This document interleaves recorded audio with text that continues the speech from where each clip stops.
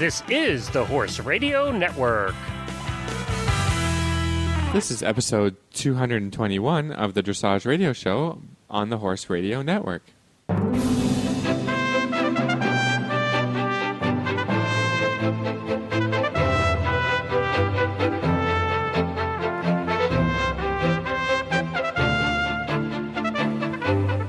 This is Reese Koffler-Stanfield from Georgetown, Kentucky. And this is Philip Parks from Fergus, Ontario, and you're listening to the Dressage Radio Show. Hey, Philip, you are our producer tonight, too. I'm so proud of you that you can do this. I'm getting pretty good at it. So I know. It's just me and Reese, everybody, Yep. but we got a great show, and it's going to be good. We do. Yeah, first of all, Reese, how's it going? Oh, well, I had a great show this weekend. We took 5 horses to the show, and Philip already knows. Yeah. But everybody, I always talk about my sweet Denali, and he was high point on Saturday and Sunday. He was high point of the show, 73.4 on Saturday, and he got a 78.4 on Sunday. So I was pretty proud, Mama. Not gonna lie. That's it. Oh Yeah, well, Reese, yeah. I have to tell you, I had a student at a bronze level show this week and score 80%. So I'm not sure what you're doing. Thank you, Philip. Thanks for raining on my parade, man. Well, you're not even high point between the two of us. Well, it wasn't me, I guess. I didn't show, but This is true. Well, I feel pretty- congratulations yeah. to your student. That is pretty awesome. yeah, that was And, Carla Royston. I'm pretty proud of her because she works very Heck hard, yeah. and she was doing training level tests 1 and 2 and got a 79 and an 80. So. Woohoo! Good Yeah. girl. It's a pretty great feeling to see that. And it was cute because my student said, okay, when are you going to move him up? And I was like, I really hope that I'm actually going to make the national finals on him. And then I will move him up. But That's right. You yes. got to go for the big show, right? Yeah, it's in our backyard, 10 minutes from where he was born. So we'll see. We'll see what happens.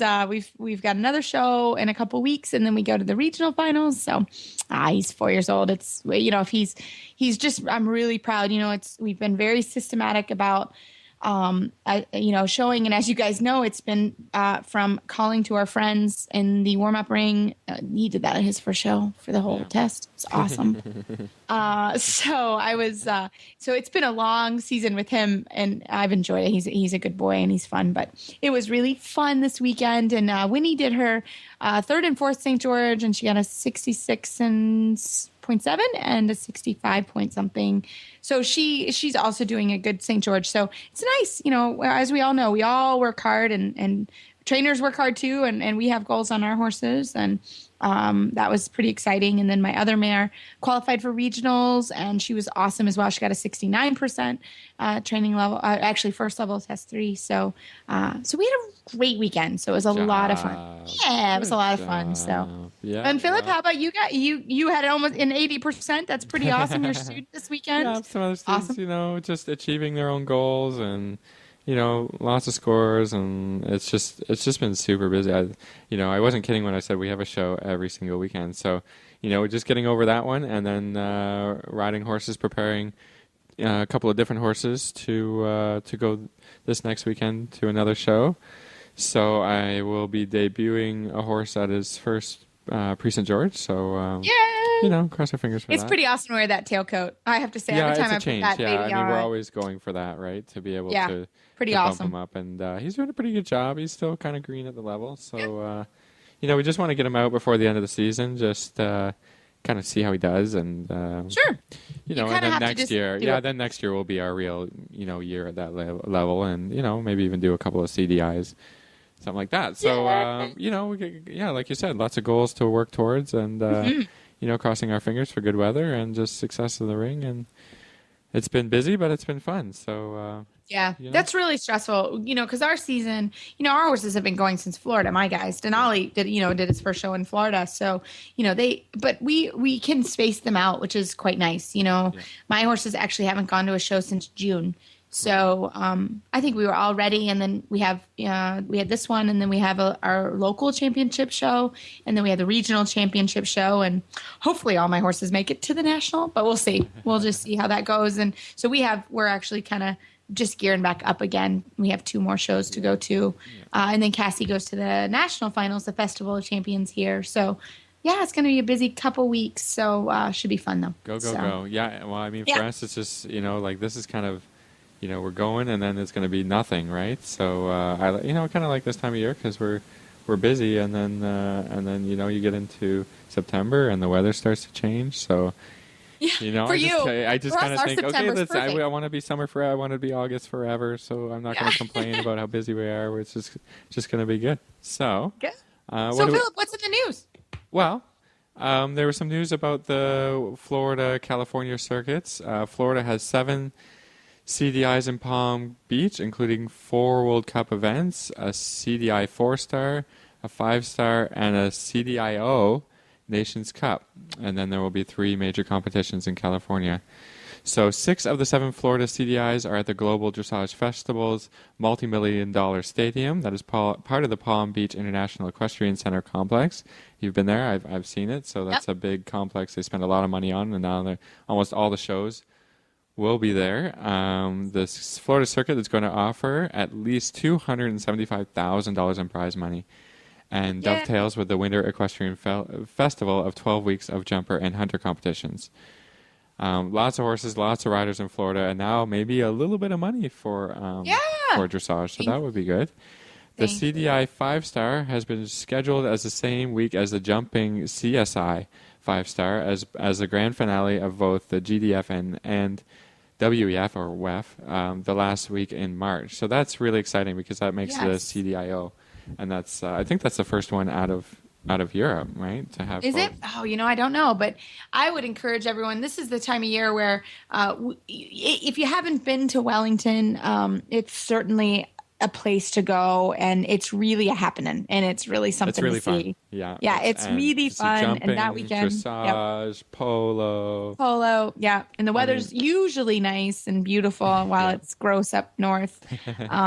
It's really something to see and something to do. So I would encourage everyone, kind of, if you can start planning now, as we all do, it's worth the time and effort. You can go, you can fly.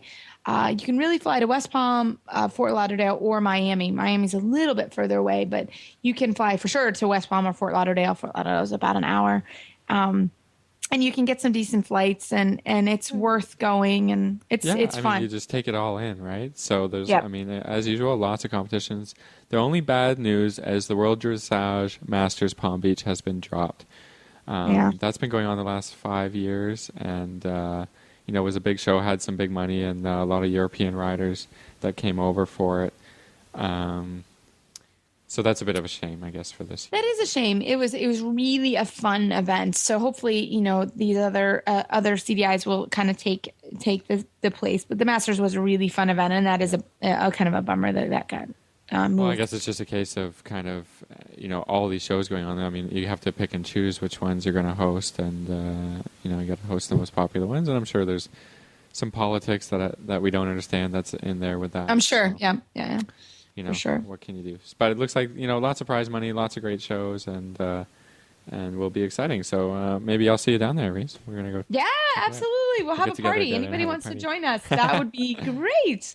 Perfect. Well, we have a fabulous show today. We have Charlotte Jorst, who went to the Young Horse World Championships. She's going to be on the show today. And then we have not done a USDF update in a while. So Kathy Robertson and Cindy Beaumont from the USDF are going to come on and tell us just a little bit about what's sort of happening and what are some things that we should get on our schedule to get up here. So we're looking forward to that. So right after this commercial break, we will hear from Charlotte Jorst about her experience in Europe in the last month or so.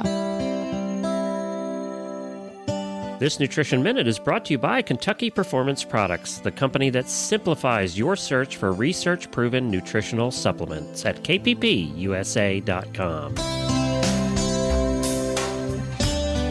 Did you know that easy keepers and horses on restricted diets are often at risk for vitamin and mineral deficiencies? Most easy keepers are maintained on hay, and some get a few handfuls of grain a day, and most of these horses get little to no green grass. Diets that don't include significant levels of green grass or recommended amounts of fortified concentrates just don't supply enough vitamins and minerals. Many horse folks don't realize that hay alone, even high-quality green hay, is not an adequate source of many vitamins. For example, when grass is cut and dried for hay, the vitamins quickly lose their potency. 70% of the vitamin E found in grass is lost in the first week after it is cut for hay. One way to ensure that your special needs horse is getting all the vitamins and minerals he needs is to add a vitamin and mineral supplement to his diet. A well-balanced supplement will provide the nutrients your horse requires without adding unwanted calories, starches, and sugars. Microphase, made by Kentucky Performance Products, is a vitamin and trace mineral supplement that bridges the gap in your feeding program. With Microphase, your horse receives adequate and balanced vitamin and mineral nutrition without unwanted calories or other ingredients. The minerals in Microphase have been chelated, a process that protects minerals during digestion and increases their absorption in the intestine. Microphase provides vitamins, such as vitamin E, in a natural form, so your horse receives optimal results from this supplement. This Nutritional Minute has been brought to you by Kentucky Performance Products. You can find all of their terrific products at kppusa.com.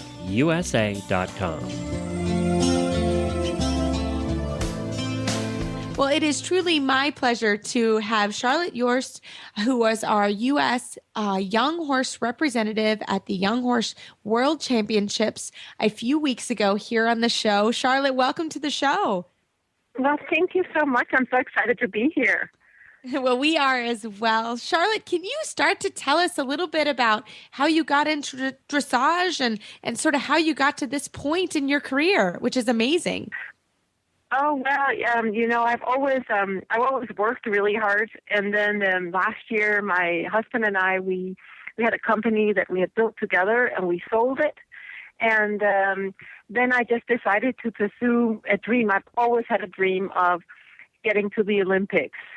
And I decided that this was the time in my life where I wanted to do that. So I went to Holland and I bought 2 amazing horses. And one of them was Vitalis, and then I just started riding really hard and working really, really hard at it. And the next thing I knew was that I was qualified for the World Championship. So it was just amazing. It's been a fantastic journey. So Charlotte, tell us a little bit about Vitalis and how you came to own him, and what kind of a horse is he? What is he like? He, I'd heard about him for a while. I heard he was leased out to the Westphalian stud thing, and then so I couldn't really buy him because when they're leased out, you can't buy them. So I was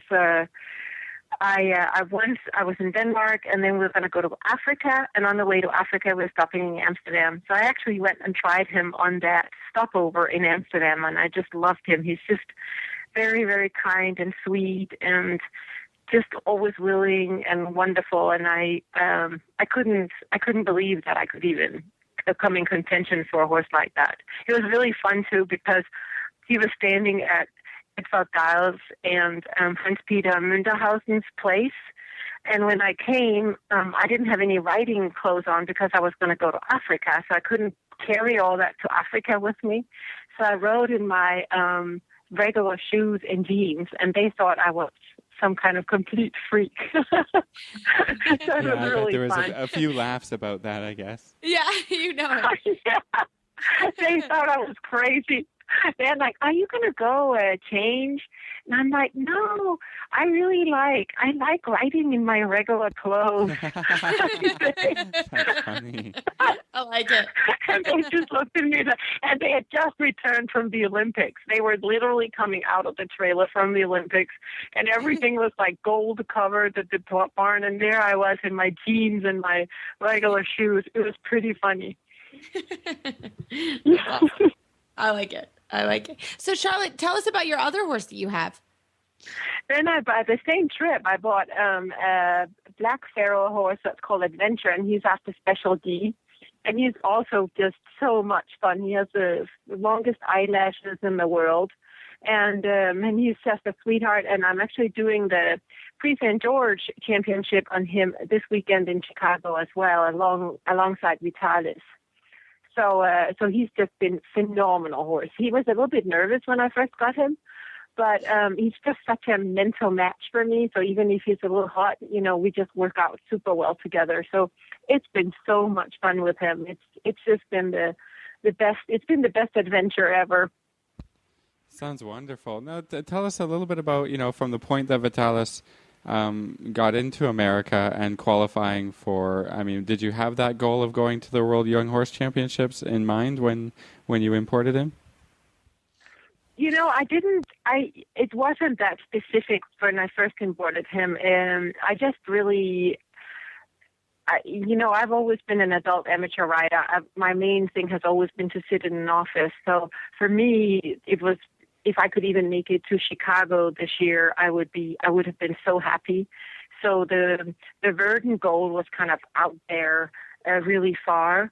But then, so I went to these qualifications, and then I went to one, and Scott Hassner, he said to me, you just gotta get out there and do it, and just ride the test and see if you can qualify yourself for Flint Ridge, and then don't do any more, just go home and make sure he peaks at Flint Ridge. So I was like, okay.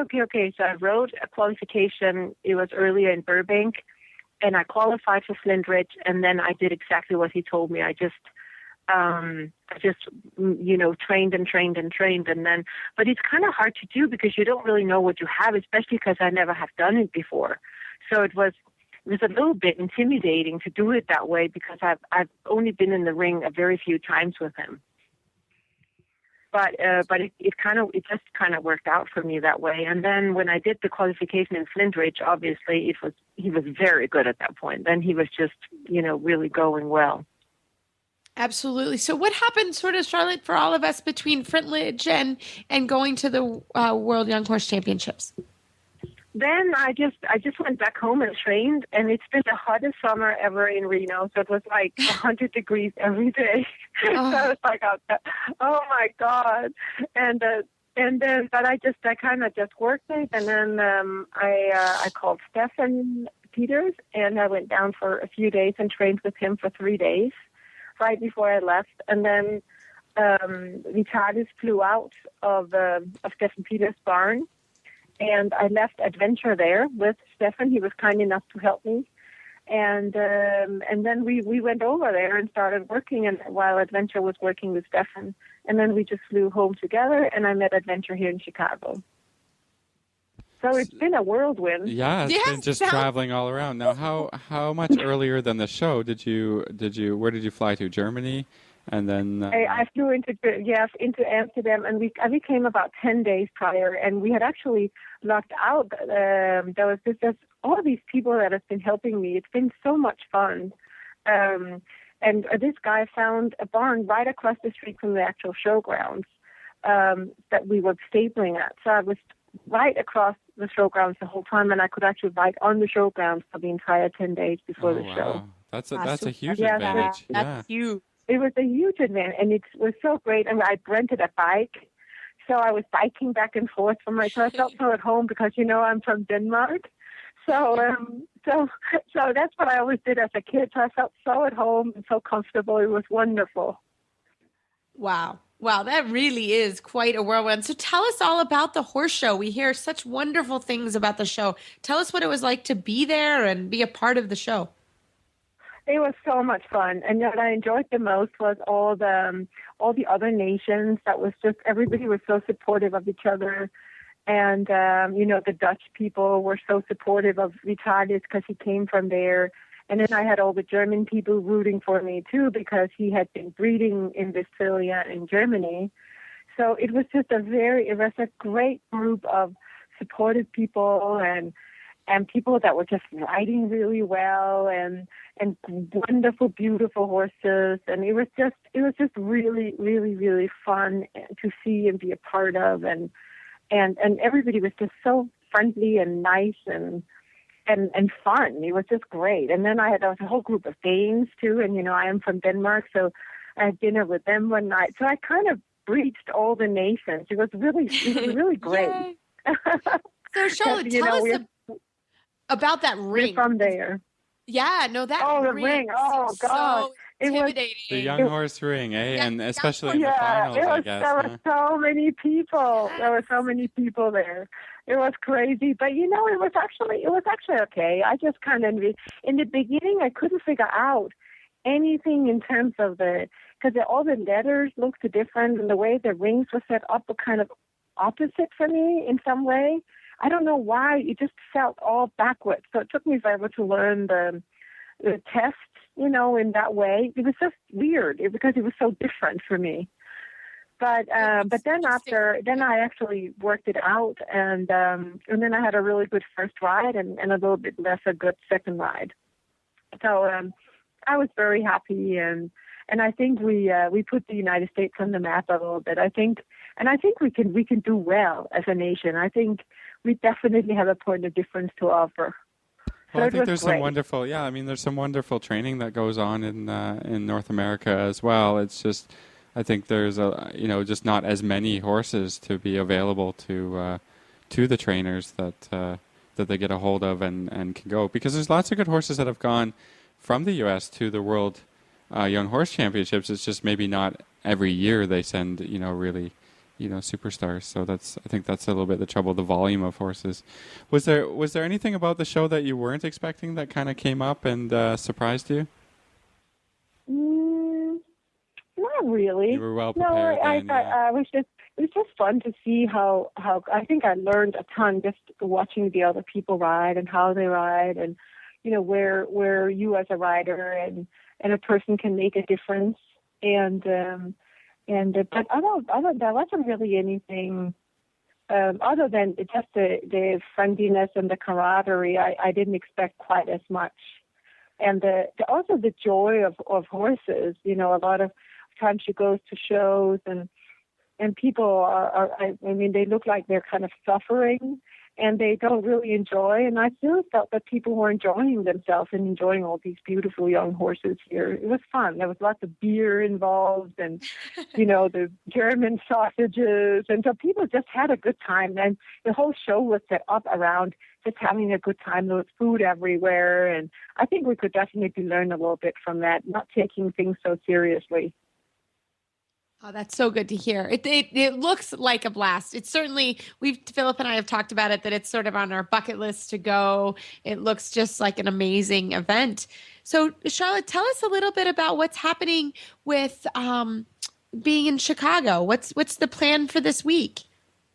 The plan for this week, I'm getting ready. I'm just gonna get them on stiffened, and then from all the traveling, and then I think I do a couple of warm up classes, like a Prix St. George and adventure, and one I don't even know if I'm gonna do anything on Vitalis, and then I'll just do the two tests again on Friday and on Sunday.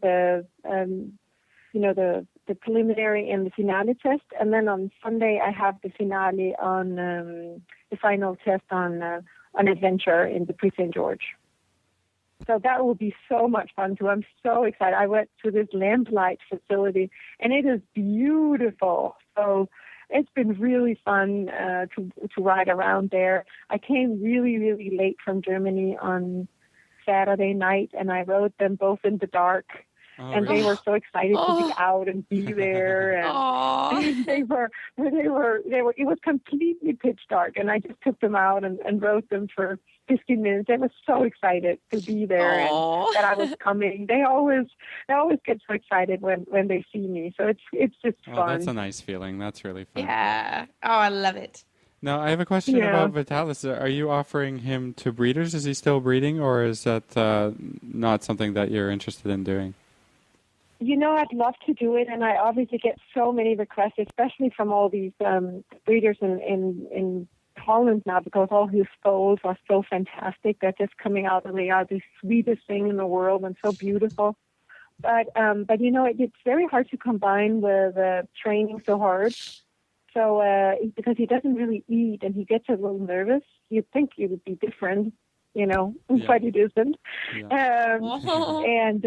Yeah, you'd think he'd relax a little bit, but he doesn't. He gets nervous from it. Oh, sweet. So yeah, I know. So I don't want to push him too hard. So I'm just taking a break from it right now, and then maybe later on. His foals are just darling. I want to buy a foal. I think they're really Oh, I popular. bet.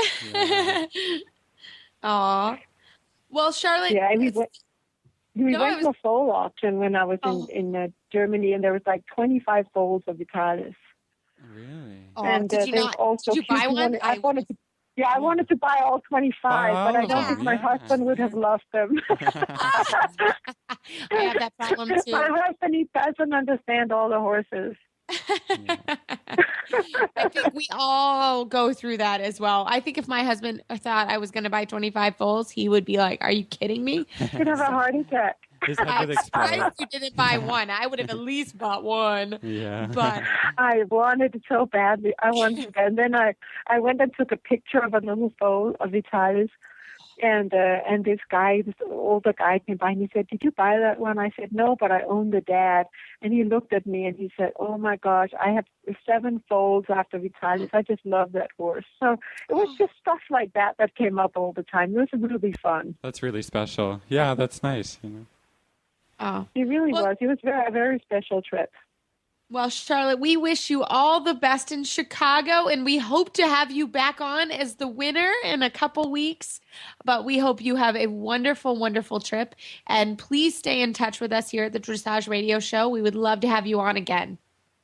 Oh my gosh, you guys are the best, and thank you so much for all the support and everything. And follow me on Facebook because I have these absurd updates. So we could definitely, it'll be fun it's always fun to follow.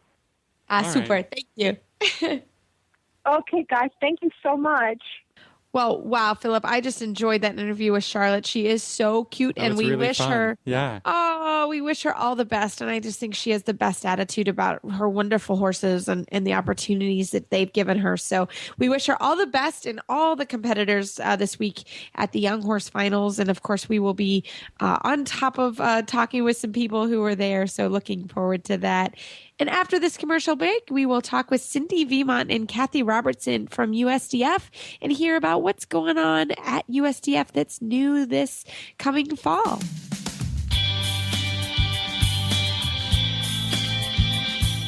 Glenn the Geek here. The life of horse person is hard enough, and we all hate doing the required paperwork, and unfortunately many of us never get around to it, and it just piles up on our desk. That is about to change thanks to the EquiSketch Records app for your iPhone or iPad. My wife and I use it to track our horses, and we absolutely love this thing. EquiSketch Records is the most thorough and complete equestrian records app on the market today. We love this app because you can track your farrier work, your dental, your coggins, medicines, worming, and so much more.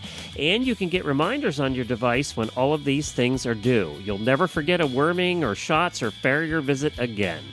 But it not only tracks your horse, you can also manage your horse shows, including individual events. You can manage riders, including lessons and memberships, and so much more. And you can sync it between your iPhone and your iPad, and all of this for the price of a couple of cups of coffee from Starbucks. Search for EquiSketch Records in the iOS App Store or go to equisketch.com. That's EquiSketch.com. EquiSketch.com. Well, I am very excited to have this evening Cindy Vimont, USDF Senior Director of Member Programs, and Kathy Robertson, USDF Education Program Senior Coordinator, on the show today to update us what's happening at USDF. We haven't had an update since the winter, so I am looking forward to the update, ladies. Can you guys get us started? Well, sure, we sure can, and we are excited to be here. I know, like you said, it's been a while since we have had any kind of an update from USDF, and we have a pretty busy fall ahead of us. We are going to be starting this fall with our inaugural USDF Sport Horse Prospect Development Forum, which is presented by Dressage of Devon, supported by Hassler Dressage, and is being hosted by NITA. And we are very excited about that program. It's been a long time in the making.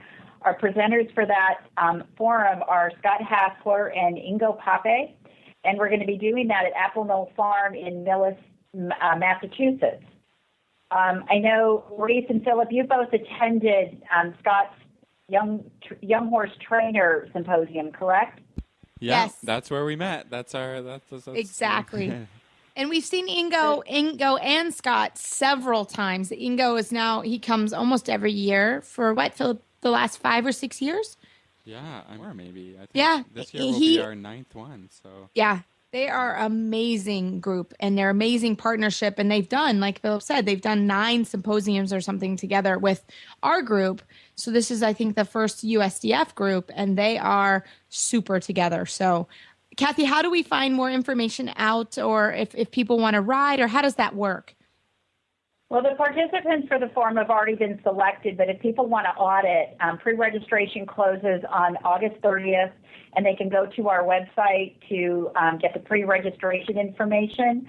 But we will be taking registrations at the door as well. So they don't have to pre-register. They can come that morning, and that's on September 14th and 15th. good. Can you tell us a little bit about the focus of this thing and how it came about? Well, it was developed by our Sport Horse Committee, and the goal behind it really is to start to provide the correct fundamental system for starting sport horse prospects. We're really intending for breeders, owners, trainers to come to this particular forum, and we're hoping again to develop a consistent training foundation for all sport horse prospects. And in addition to that, we're hoping that it's going to bridge the gap between the current USDF in-hand program and the USDF Young Horse program, because the target for this forum is 3-year-olds. I think that's great. I mean, I think that's always the question of what do you do with a 3-year-old? And before I started attending the Young Horse Symposium with Scott and Ingo, I honestly didn't know. I mean, I just was like, okay, here's this thing. Just and get on. Yeah, you just get on it. But there's a lot of things that should happen and that they should know. So I am so very excited to hear what happens through this symposium. So I can't wait. I can't wait. We have 2 of the best people in the world coming to show us how to get those 3-year-olds started.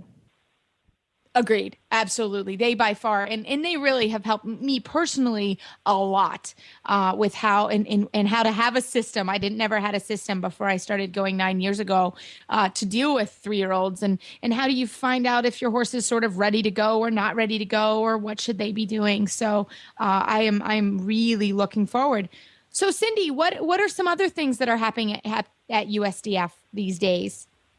Well, probably the biggest planning activity we have now is our U.S. Dressage Finals, which the first one is happening in November, and the date is the 7th through the 10th of November. This is a first for USDF, and we're very excited that we are now able to offer a championship for predominantly the adult amateur population.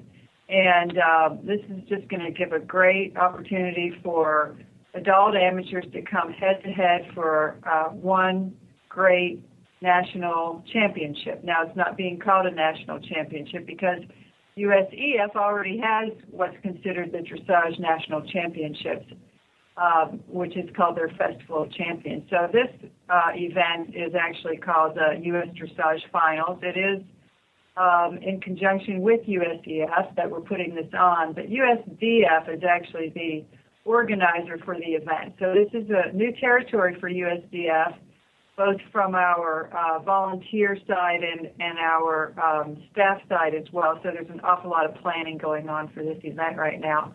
But I did want to talk a little bit about it because we have some very critical deadlines coming up for any of the listeners who think they might be interested in being involved in the championships. There is a declaration that's required to be made that does not include a fee, but one must declare for the intent to participate in this by the closing date of their regional championship, and those closing dates are fast approaching. So this is a very critical timeline, and I just wanted to let everybody know that listening that if they have any questions about it, might be interested but just don't know very much about it, they should go to our website and find out more details, or of course they can call the office.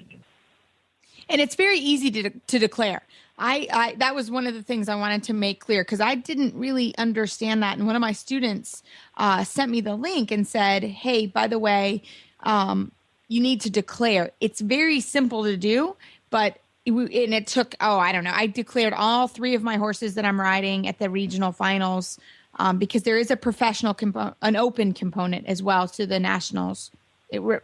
Am I correct? Just checking. Yeah. So you just go on the website. It's very easy, but you have to put in the horses that you're riding and the levels in which you're trying to compete at. So don't forget that. And Cindy, can you tell us what is the website address that our listeners go to? Yes, you can either access it through our main website, which is USDF.org, or you can go to USDressagefinals.org. Either way, you'll get to the same place. Yep. And then I printed out just to say, yep, I did it. I have it in my email and I have it printed out, because that would be a problem if you did. So, okay. So we've done our letter of intent. We've entered our regional finals. Then what happens next for a competitor? Okay. Good question. And it all revolves around the 9 regional championships. Any U.S. citizen who participates in the regional championships, who finishes first or second in a class that's being offered at the U.S. Dressage Finals, which not all the regional championship classes are going to be offered at the finals. For instance, some of the youth divisions won't be offered at the U.S. Dressage Finals, because here again, this is an adult amateur and open competition, at least this year. So you finish first or second, you've already declared, and you automatically get an invitation to participate at the U.S. Dressage Finals, provided you have achieved the required percentage to participate, which all that information is on the website. In addition to the first and second, we are providing a wild card option, which is a specific score that you achieve in the championship class. If it's high enough, and again, we have those scores posted on the website, if your score is high enough to get a wild card, then you wouldn't necessarily need to have declared in advance.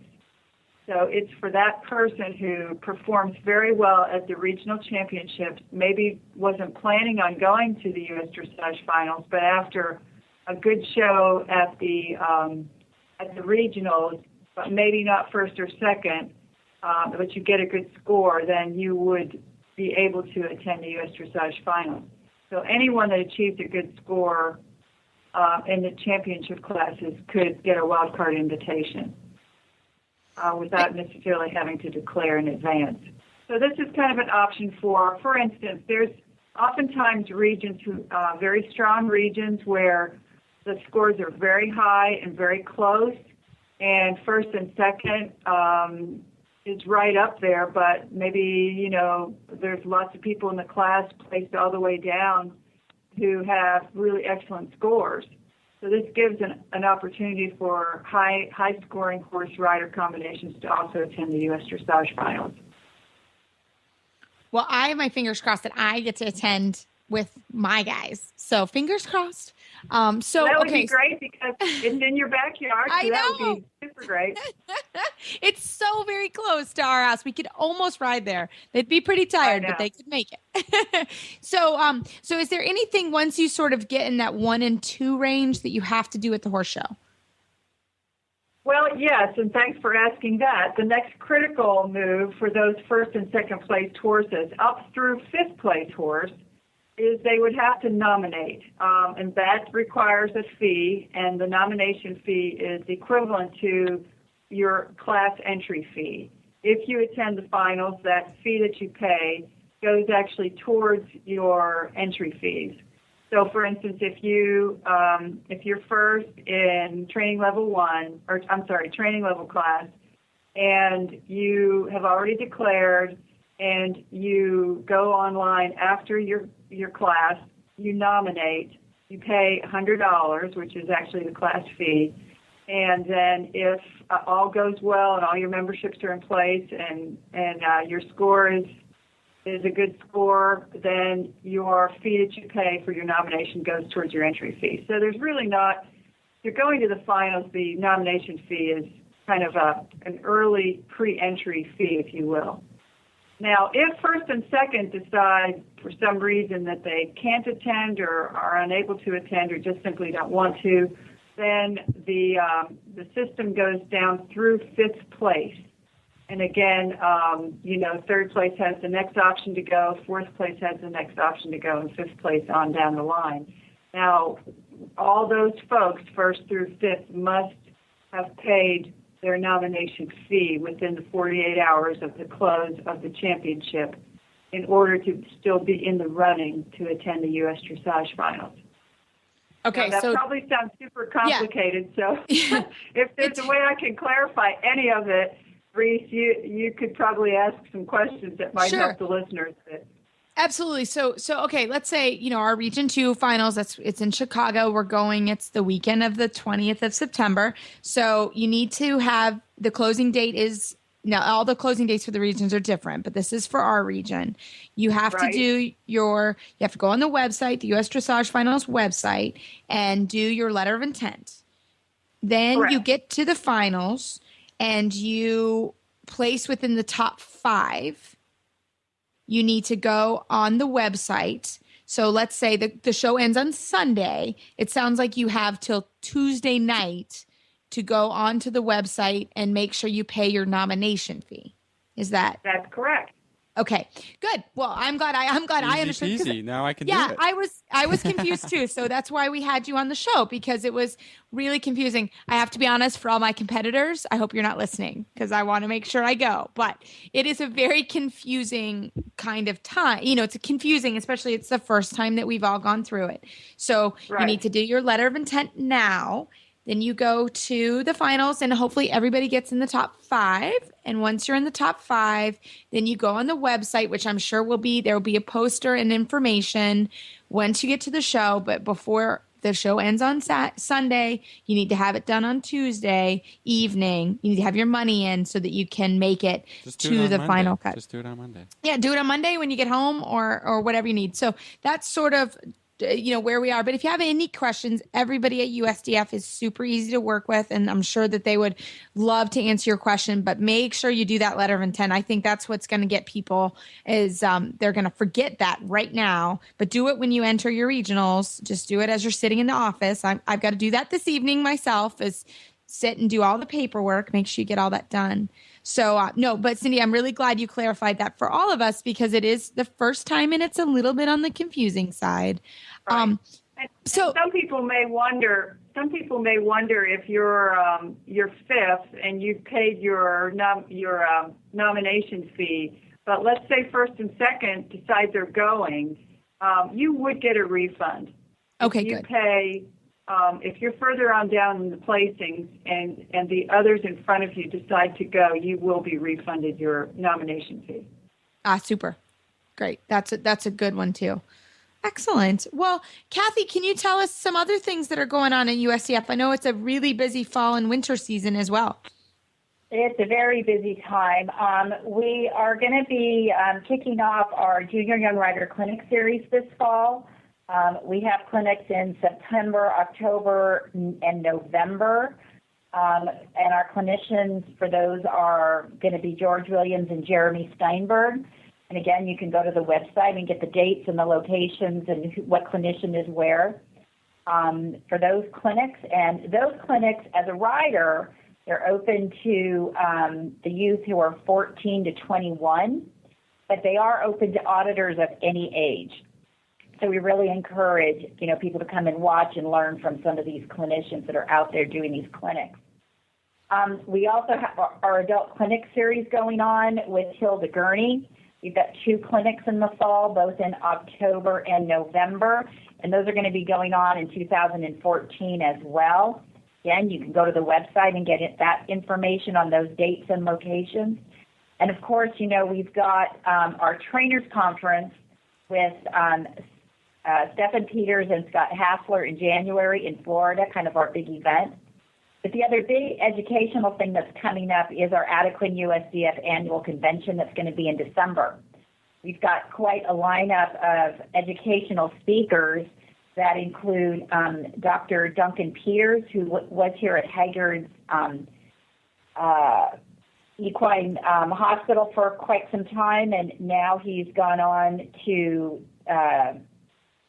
Michigan State University, and he's the director of the Clinical Equine Sports Medicine program up there. We've also got Dr. Chris Newton coming from Rood and Riddle, and I know Chris has been a guest on your show in the past, so we're excited to have him. We have Kirsten Johnson from the Kentucky Equine Sports Medicine and Rehabilitation Center, or KESMARC as most people know it. He's going to come and talk about the latest in equine therapies. We've got Dr. Christina Liu coming from Haggard's Equine Medical Institute, who's going to be talking about the latest in reproduction and embryo transfers. We have quite a lineup of other topics that would include neurological issues related to the dressage horse. We have a follow-up session with our sport horse committee talking about the dressage sport horse. We're going to be talking about digestive health and joint health. And we're also going to be talking about colic and what to do in those emergency situations at night, that we all have. Do we call the vet? Do we not call the vet? We're going to try to get some answers on and some tips on, when we need to call the vet. Oh, I think that's great. I think we all need to know that. And all of those veterinarians, I've worked with all of them personally, and they are wonderful. And certainly we love to share our city with everybody from USDF. And I couldn't be happier that it's 15 minutes from my house, but really some great things. And downtown Lexington also has really, really changed and developed. And I think everyone will really enjoy coming here. So we're really glad that it's going to be here this year. So, but Kathy and Cindy, thank you both so much for coming on the show tonight. We really appreciate it. And if you have any questions, both Kathy Robertson and Cindy Vimont can be reached at USDF, and you can find that on the website. And if you have any more questions about the USDF finals, please call Cindy or Kathy. They will answer all your questions, and it's better to ask questions now, everybody, than wait to the end and then be sad that you didn't fill, for example, the form out on the website. So it's very easy, and go and do it, or give the office a call and they will all help you. So thank you, ladies, so very much for coming on. Thank you. Thank you, and you're welcome. Well, I am really glad we got to clarify sort of what's happening with the U.S. dressage finals. I think it's a little bit confusing, and I hope that helps. Thing sounds a little bit difficult, but after the discussion, I hope it cleared it. I think I could do it, even though I don't have. I don't get the opportunity to, but.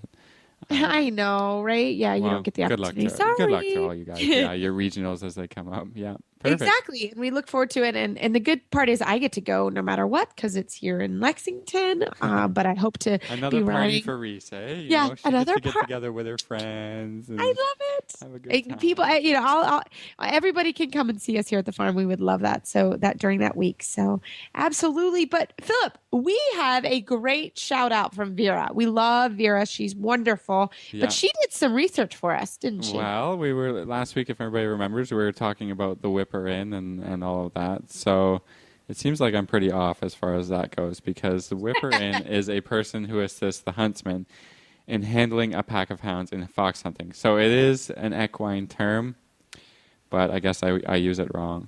And some other people said to me, because we had that show, said to me, "Oh yeah, I know, we use that word all the time, but I guess it's not nice to refer to all of the competitors as a pack of hounds and somebody having to whip them into the ring." So, well, it depends, I guess. Yeah, it depends. So I guess that's all we've been able to find so far. Maybe somebody else has an understanding of how it got from that to how it. Well, I mean, I'm sure I'm not the only one that uses it. The other thing that Vera brought attention to is we had a discussion with Veronica Holt, who is a technical delegate and also a steward. And so Vera had done a little research and clarified with Equine Canada and some Equine Canada rules about this. And I guess in Equine Canada, there's very few references in the rules to a technical delegate. We have stewards at our national shows. And Vera says, from what I can tell, without spending hours of reading, FEI stewards are responsible for overseeing warm-up rings and checking tack, while the FEI technical delegates are responsible for making sure that the competition arenas are made to the standards and overall rules observed over the show. So the FEI stewards report to the FEI technical delegates, and then the USDF dressage rules follow the same format. But in Equine Canada dressage section of the rules, technical delegates are mentioned only once. That's it, and in the context of an FEI technical delegate only. So at the national level in Canada, we don't even have technical delegates. So thank you, Vera. So that person would be called a steward? Is that... So the steward, I guess would have the extra responsibilities of the TD as well, as far as we go. Because, that was a little confusing. Yeah, it was a little confusing. But only because I've only observed it at the FEI kind of thing. So Vera kind of clarified that for me, and maybe that clarifies some of those things to our listeners as well. So thank you, Vera. That was very helpful. Awesome. Well, that is very, very helpful, and I hope that clears it up. That was fun. It's always fun to hear a little difference between each country and all the rules that happen. So that's great. Well, great show, Reese. I love it. Well, everybody, you can find our show notes and links to today's guests on our website, dressageradio.com. You can like us on Facebook. Just search Dressage Radio Show. Follow us on Twitter at Horse Radio. My website is maplecrestfarmky.com, and my email is reese@horseradionetwork.com. You can find me at philipparksequestrian.com, or at my email is philip@horseradionetwork.com. I'd like to thank our sponsors for allowing us to put on another dressage radio show. And don't forget to check out all the other great shows on the Horse Radio Network at horseradionetwork.com. And I guess for Glenn, we should just plug the app, right? Because yes. Did you get it? Yeah, because I got it. Well, again, I have Works really a good. BlackBerry. Oh, yeah, your BlackBerry. So we all make fun of me. Yeah, I've had 3 people make fun of me for this. Today? So, today. Just that I can't get the app, and I'm disappointed, but I hear it works beautifully, and it's great. Yeah, everybody should get it. It makes listening to the show that much easier. And recommend it to all your friends, because we love our listeners, right? We love our listeners. So everybody, keep your heels down and your shoulders back, and we will talk to you next week.